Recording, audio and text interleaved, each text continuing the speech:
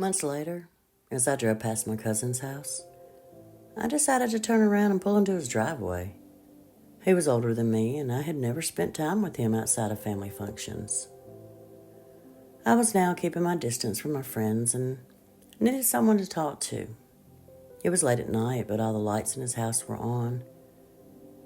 I decided we should get to know each other, and I was a little nervous as to how he would react to me just showing up unannounced.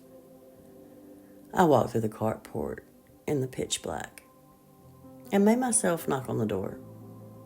I began to shake with anxiety and had decided to turn around when suddenly the door swung open, and there, to my surprise, stood a 6-foot, long-haired, blue-eyed, beautiful man.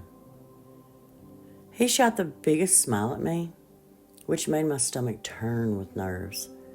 His beautiful eyes shined and sparkled as he stared at me for what seemed like forever. This man caught me off guard, and I felt something inside of me as my stomach continued to turn with excitement just at his presence. He was much older and very mysterious to a young woman like me. My head began to spin, and I silently laughed to myself because for the first time in my life, this moment was as if I was looking up into the face of my future. He invited me into a room where my cousin and other people who I didn't know were sitting. He, of course, was very surprised to see me, but he invited me to sit down. The tension that I felt from the man that opened the door was so intense that when he sat down beside me with plenty of empty seats surrounding us, I began to feel weak. He would look at me and smile, and my entire being left me. I was frozen from the feelings that I could never even try to explain. I managed to shake the thought of him off the next day, but occasionally his smile would cross my mind. There was something about him, and I had no idea who he was or even his name. But there was something special about him. I thought I would never see him again, but knowing how intoxicating his smile was kept me thinking about him off and on. I had to forget that smile. Finding God was more important to me, and I had finally understood that no man would ever have what I yearned for. So it was a good thing that I didn't even get his name. And I was soon able to lose all thought of that smile. But shortly after, I learned that his name was John, and he was my friend's boyfriend. He had gone home and told her all about meeting me, his friend's cousin. And soon after I knew, I was told to stay away from him. I thought I would never see or hear of this man again, and now I was informed that he was a little too interested in knowing who I was.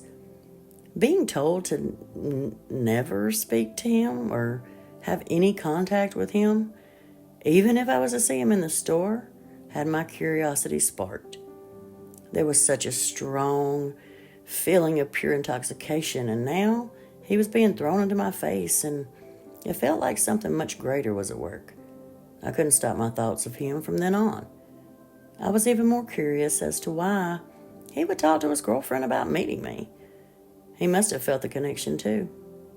I decided that I would respect the situation as best I could. He was taken, and I didn't want any part of that. But soon, we were all spending a summer day at the local lake in my hometown. As we sat around a picnic table, I noticed a few of my friends in the distance talking to someone who looked very familiar. As I went to join them, I stopped short when I saw that it was John. He glanced at me and then gave me that big bright smile, followed by a wink. I knew then that I definitely had to keep my distance. He was going to be trouble for me. I knew right then that I had to stay away. The intensity I felt by simply looking at him could not be a good thing. I noticed a cute, red-headed man standing beside him who struck me almost as much as John did. I'd never seen him before, and as I began to walk over to them, a woman come up to him and grabbed his hand. I realized that must be his girlfriend. The redhead never saw me, but I watched him carefully. He stood a head shorter than John, but he struck me. Something was mysterious about both of them, and I was very intrigued by this redhead. A friend walked up to me and noticed what I was staring at, and as she laughed, remembering that I was demanded not to ever speak to John, I asked who this cute redhead man was. She told me that he was John's friend, and his name was Dale. There was something telling me to stay away. Something made me wonder, what was this I was feeling? I simply went on with my day with the thought of him slowly but surely, still making me very excited. And within the next year, I ran into John everywhere I went. He'd begun to make it known to everyone around us that his relationship was all but over.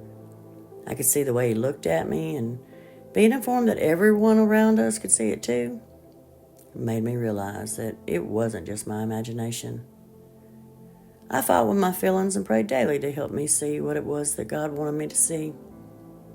I was beginning to think that John might be the answer to my prayers. I once ran into Dale, and he also had me curious, but he was quiet all night one night, when out of the blue he asked me how old I was.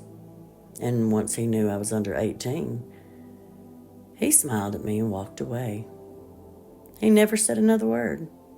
He was so shy and quiet, something I definitely wasn't.